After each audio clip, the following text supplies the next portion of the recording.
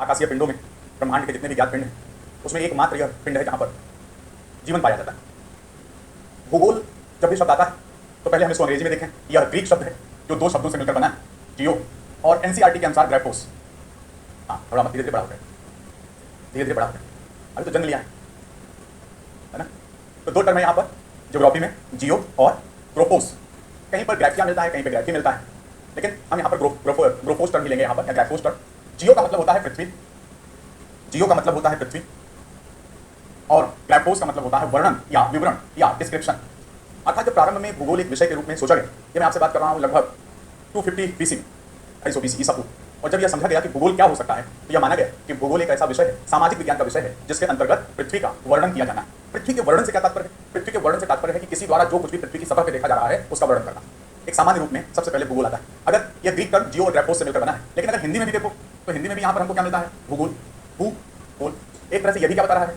पृथ्वी के आकार का वर्णन दे रहा है या विवरण दे रहा है। यद्यपि भूगोल के पिता जो रहे हैं उन्हें माना जाता है हिकेटियस द मिलेटस। किताबें कई बार इराटोस्थनीज लिख देती हैं जो गलत है, हिकेटियस। लेकिन ज्योग्राफी टर्म देने का श्रेय जिसको जाता है वो है इराटोस्थनीज। इनको श्रेय जाता है। लेकिन यहाँ पर जो भूगोल के पिता हैं, जिन्होंने पहली बार भूगोल से संबंधित अध्ययन को बढ़ाया, चीजों को बताया, वो हिकेटियस रहे हैं, इसलिए भूगोल के पिता हिकेटियस द मिलेटस कहे जाते हैं, जो कि ग्रीक विद्वान रहे। दूसरे यहाँ पर इराटोस्थनीज आए, जिन्होंने ज्योग्राफी टर्म सबसे पहले दिया, और यह यहाँ पे बहस शुरू हुई कि आखिरकार भूगोल क्या है? वह पृथ्वी का वर्णन है। लेकिन देखा जाए तो यह पृथ्वी या भूगोल की एक बिल्कुल संकीर्ण अवधारणा है, क्योंकि मानव पृथ्वी पर रहता है और पृथ्वी की सतह पर होने वाले कोई भी परिवर्तन का प्रभाव मानव पर पड़ता है। और मानव अन्य जीव की तरह एक निष्क्रिय जीव नहीं है कि जैसा पृथ्वी पर होगा वो वैसे ही स्वीकार कर ले, ऐसा नहीं। मानव अपने ऊपर किसी भी होने वाले प्रभाव के प्रति अनुक्रिया देता है, रिस्पॉन्स देता है, और वो प्रयास करता है कि जो प्रभाव उसके ऊपर हो रहे हैं, अगर वे प्रभाव उसे सकारात्मक नहीं लगते हैं तो उन नकारात्मक प्रभावों को कम करने का प्रयास करता है। और उन नकारात्मक प्रभावों को कम करने के प्रयास में वह पृथ्वी की सतह पर कुछ नई गतिविधियों को जन्म देता है। जैसे भी आप ये बैठे हो, गर्मी लगेगी तो बीच में कोई कह सकता है सर एसी थोड़ा तेज करवा दीजिए, अगर ज्यादा सर्दी लगे तो एसी से थोड़ा डाउन करवा दीजिए। आप बर्दाश्त नहीं कर पाते हो कि प्रकृति हमको नियंत्रित कर रही है। वास्तव में हम चाहते हैं हम क्या करें? प्रकृति को नियंत्रित करें। और इसी द्वंद्व ने, प्रकृति और मानव के द्वंद्व ने, यद्यपि दोनों में द्वंद्व नहीं है, दोनों एक दूसरे के पूरक हैं। अगर प्रकृति नहीं होगी तो मानव को अपने संसाधन कहां से प्राप्त होंगे? और अगर मानव नहीं होगा तो वो प्रकृति की सुंदरता के गुणगान कौन गाएगा? जो जानवर है वो तो नहीं कर सकते, ये तो मानव ही करेगा। मानव और प्रकृति एक दूसरे के पूरक है। लेकिन जैसे फिल्मों में देखते हो ना, हाफ टाइम तक हीरो हीरोइन लड़ते रहते हैं, और हाफ टाइम के ठीक पहले तुझे देखा तो ये जाना है ना, और हाफ टाइम, और फिर इसके बाद दोनों एक हो जाएंगे और दुनिया से लड़ते रहेंगे एंड तक, जब तक कि हैप्पी एंडिंग या सैड एंडिंग ना हो जाए। यही अर्थ और मानव का संबंध है, पृथ्वी और मानव का संबंध है। तो वास्तव में अगर हम ये कहें कि भूगोल सिर्फ पृथ्वी का वर्णन है तो यह भूगोल की एक संकुचित अवधारणा है, एक संकुचित परिभाषा है। वास्तव में भूगोल केवल पृथ्वी का वर्णन नहीं है, बल्कि भूगोल मानव और पृथ्वी के लगातार बदलते हुए संबंधों का विवरण है, या उन संबंधों की गहन विशद व्याख्या है। भूगोल यह बताता है कि किस प्रकार मानव और पृथ्वी के संबंध अतीत से वर्तमान तक बदले हैं और किस प्रकार भविष्य में संबंधों के होने की संभावना है। और यही अध्ययन, यही व्याख्या, यही विश्लेषण आगे चलकर मानव और पृथ्वी दोनों के भविष्य को निर्धारित करने वाली है कि दोनों एक साथ रहेंगे या कोई एक जाएगा दूसरा रहेगा या दोनों एक साथ जाएंगे। आजकल देख रहे हो सबसे बड़ी समस्या क्या है? सबसे बड़ी समस्या मानव और पृथ्वी के संबंधों के निर्धारण की है, और जो चुनौतियां पैदा हो रही हैं वो यही है। जलवायु परिवर्तन, महासागरीय जल स्तर में वृद्धि, मृदा प्रदूषण, भूमि प्रदूषण, हर चीज मानव और पृथ्वी के संबंधों के संदर्भ में ही देखी जा रही है। तो इसलिए अगर जब आप भूगोल पढ़ना चाहते हैं तो भूगोल की थीम आपको क्लियर होनी चाहिए। वो थीम जिस पर यूपीएससी आपसे क्वेश्चन पूछ रही है, वो थीम जिससे आप यूपीएससी के एग्जाम को क्लियर कर पाएंगे। बड़ा क्लियर कर रही है। ज्ञान प्राप्त करना हमारा उद्देश्य नहीं है, वो प्राप्त करना है, उसके लिए यूनिवर्सिटीज हैं, आप वहां जा सकते हैं। हमारा एकमात्र उद्देश्य एग्जाम को क्लियर करना, और एग्जाम जब क्लियर होता है जबकि आप उस एग्जाम की थीम को समझ रहे हो कि किन चीजों को पढ़ना है और किन चीजों को छोड़ना है। और पूरी यूपीएससी में जो थीम है, थीम दो ही है, एक है मैन का मतलब यहाँ पर ह्यूमन, और दूसरी थ्योरी है एनवायरमेंट, मैन एंड एनवायरमेंट। और यहीं से हमारे पास, अगर आप पीटी में देखोगे तो ज्योग्राफी के 13 क्वेश्चन, अराउंड 13 से 15, और इकोलॉजी एनवायरमेंट के अराउंड 17 क्वेश्चन, 13-17 अराउंड ही रहेगा। अगर ये 15 होगा तो 20 आ जाएगा, ये 10 होगा तो 15 तक आ जाएगा, राइट? ये पीटी का पैटर्न। और अगर मेंस के पैटर्न में जाओगे तो पेपर 1 में आपके पास 8 प्रश्न ज्योग्राफी से होंगे, और जब उधर आप जाओगे पेपर 3 में तो वहां पर भी लगभग डायरेक्ट इनडायरेक्ट 4 से 5 प्रश्न आपके पास इकोलॉजी एनवायरमेंट और ज्योग्राफी से रिलेटेड होंगे। क्योंकि इकोनॉमी का एक बड़ा पोर्शन किसमें पड़ा हुआ है? ज्योग्राफी में। कृषि, उसमें आप जितना भी क्रॉपिंग पैटर्न वगैरह देख रहे होगे, ऊर्जा, परिवहन, ये सारा का सारा पोर्शन किसका आएगा? ज्योग्राफी का आएगा। पूछा पेपर 3 में जाएगा, राइट? इकोनॉमी पढ़ चुके आप लोग? तो मेरे इससे आया होगा, कुछ सर ने पढ़ाया होगा, अभी इकोनॉमी नहीं हुई है।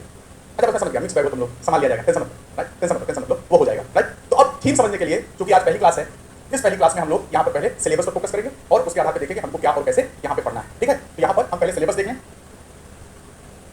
सिलेबस किसका? भूगोल का, अकॉर्डिंग यूपीएससी। मैं प्री और मेंस का सिलेबस अलग अलग नहीं कर रहा हूँ, एक साथ हम लोग इसे देखेंगे और फिर वहीं से हम पढ़ने के क्रम में इसे अलग कर लेंगे। अगर हम देखें तो हमें सिलेबस के अनुसार भूगोल के 2 भाग मिलते हैं, एक विश्व का भूगोल और दूसरा भारत का। अकॉर्डिंग सिलेबस, यूपीएससी सिलेबस, विश्व और भारत। थोड़ा पढ़ते हुए आपको टाइम हो जाएगा, 1-2 सब्जेक्ट आप पढ़ चुके होंगे, लेकिन उसके पहले अच्छे से ध्यान रखो। यूपीएससी के एग्जाम को निकालने के लिए कुछ बेसिक चीजें हैं, और पहली जो बेसिक चीज है वो है ए, और वो है एटीट्यूड। एटीट्यूड का मतलब है अभिवृत्ति, राइट? किसी भी चीज को करने के लिए क्या मनोदशा होनी चाहिए मोटे तौर पर, राइट? किसी भी चीज़ को करने के लिए क्या मनोदशा होनी चाहिए, वो एटीट्यूड है। बिना एक अच्छे एटीट्यूड के आप किसी भी चीज़ में सफल नहीं हो सकते।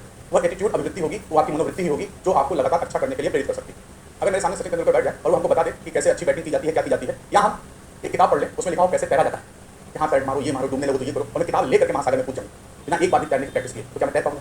नहीं कर पाऊंगा। इसी तरह दुनिया का हर टॉपर आपको बता दे कि कैसे पढ़ना है, तो भी आप टॉप नहीं कर पाएंगे। क्यों? क्योंकि आप उससे ये सीख सकते हैं कि उसने क्या किया, आप उससे ये नहीं सीख पा रहे हैं कि उसने कैसे किया, तो कभी भी आप सफल नहीं हो पाएंगे। क्या करना है अलग बात है, कैसे करना है अलग बात है, और जो कैसे करना है वो आपकी स्किल है, और स्किल पहले प्राप्त की जाती है और फिर उस स्किल को धार दी जाती है, और तब जब आप इतनी मेहनत कर पाते हैं तब जाके सही टाइम पे आप अपना अच्छा प्रदर्शन कर पाते हैं। और स्किल कैसे तैयार करनी है, उसके लिए बहुत जरूरी है कि आप अपनी सीमाओं को जानें कि इससे न तो ज्यादा होना चाहिए न इससे कम होना चाहिए, दोनों में होने पर आप घटे में रहेंगे। हिंदी माध्यम में सबसे बड़ी दिक्कत यह है कि हम कई बार ये नहीं समझ पाते कि हमारी बॉर्डर लाइन क्या है, और सबसे बड़ी दिक्कत यह है कि हम ये नहीं समझ पाते कि क्या मैटर पड़ा जाए, क्या मैटर न पड़ा जाए।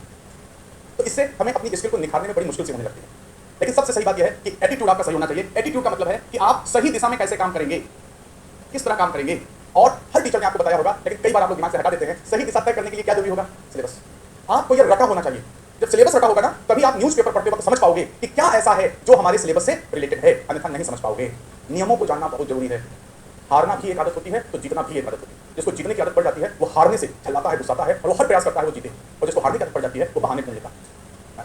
बिना सिलेबस को जाने आप सही दिशा में जा नहीं पाओगे, और आप समझ नहीं पाओगे क्या पढ़ा जाए, क्या छोड़ा जाए। जब आप एग्जाम में बैठ के 2 घंटे लिख रहे होगे पीटी और 3 घंटे लिख रहे होगे मेंस, ये तभी लिख पाओगे जब आपको उतना समय तक लिखने या करने की क्या है, आदत है। अगर उतनी आदत नहीं है ना, तो आपसे कुछ न कुछ चीज़ क्या होगी, छूट जाएगी। तो यूपीएससी एक तो क्या होता है, पहले दिन आप आए होगे तो बड़ी हो जा रही होगी, सब तोड़ देंगे, सब तोड़ देंगे, और 6 महीने बाद हम टूट गए हैं, हम टूट रहे हैं। सुबह तक पढ़ते हैं और शाम तक जाके कई बार ऐसा होता है यार आज पढ़ा क्या मैंने, कई बार ऐसा होता है कि सब आप भूल चुके होते हो, कई बार ये लगता है कि बगल वाले को ज़्यादा आता है, हमें कम आ रहा है, कई बार टेस्ट में बहुत अच्छा परफॉर्मेंस, कई बार टेस्ट में बहुत गिरा हुआ परफॉर्मेंस आ जाता है। आप इस एग्जाम में रोज जियोगे और रोज मरोगे, और जब भी आपको लगे कि सब कुछ डूब गया है, टूट गया है, चुपचाप बैठ जाओ, दहाड़े मार के रो लो, आराम से लुट गया, और फिर 5 मिनट बाद अपनी सारी ऊर्जा को क्या करो, एकत्रित करो, और खुद को समझाओ कि तुम्हें ही करना है, कोई दूसरा नहीं आएगा। अपने ही मरने से स्वर्ग मिलता है। किसी टॉपर के प्रवचन सुनने से आप टॉपर नहीं बनते, और वो स्किल आपको ही डेवलप करनी है। रिलीजियसली धार्मिक रूप में आप यहाँ सिलेबस को फॉलो करेंगे, और सिलेबस को फॉलो ही नहीं करेंगे बल्कि जो आप लिखेंगे आप तरीका ढूंढेंगे। मैं उसमें आपको हेल्प कर सकता हूँ, कैसे लिखी गई चीज़ को संक्षिप्त करें। टीचर थोड़ा बड़ा लिखेगा, क्योंकि सबके सोचने समझने, सबकी चीज़ों को एक्वायर करने की एक निश्चित सीमा होती है, तो टीचर ऐसा लिखाता है जिससे कि हर व्यक्ति को समझ में आ जाए। और अगर आप सोचते हैं एक साल में यूपीएससी निकल जाएगी, तो मुझे नहीं लगता आप सही सोच रहे हैं। At least it will take 3 years. जिनका पहली बार में होता भी है तो उन्होंने पहले इन्वेस्ट किया होता है अपना समय। हिंदी माध्यम में सबसे बड़ी दिक्कत है, अभी बहुत सारे बच्चे यही नहीं डिसाइड कर पाएंगे कि कौन सा न्यूज़पेपर पढ़ा जाए, और कौन सा पढ़ना जरूरी भी है या नहीं। तो 2-3 साल के बच्चे तैयारी करने के बाद कई बार आते हैं, सर रोज मैगजीन पढ़ने तो चलेगा, न्यूज़पेपर न पढ़े तो क्या हो जाएगा। इसका मतलब यह है कि अभी आप पूरी तरह प्रिपेयर नहीं हैं। अगर आपकी एनर्जी थोड़ी कम हो रही हो, या अब आप हल्का फुल्का उड़ने लगे हो, तो फिर सारी एनर्जी आप इकट्ठा कीजिए, आप प्रॉपर सिलेबस को पकड़िए। धीरे धीरे समय के साथ हम कुछ नियमों को जानेंगे, उन नियमों के आधार पर चलें, तो ईश्वर ने चाहा कम उम्र में, कम समय में और कम पैसा लगाकर आप यूपीएससी क्लियर कर ले जाएंगे। लेकिन अगर आप लापरवाह हुए, लेकिन मानो अकेले नहीं दौड़ रहे हो, लद्दाख से कन्याकुमारी और तिब्बत से गुवाहाटी तक सब इस एग्जाम में दौड़ रहे हैं, तुम 1 मिनट रुके नहीं, फिर लाखों लोग आएंगे।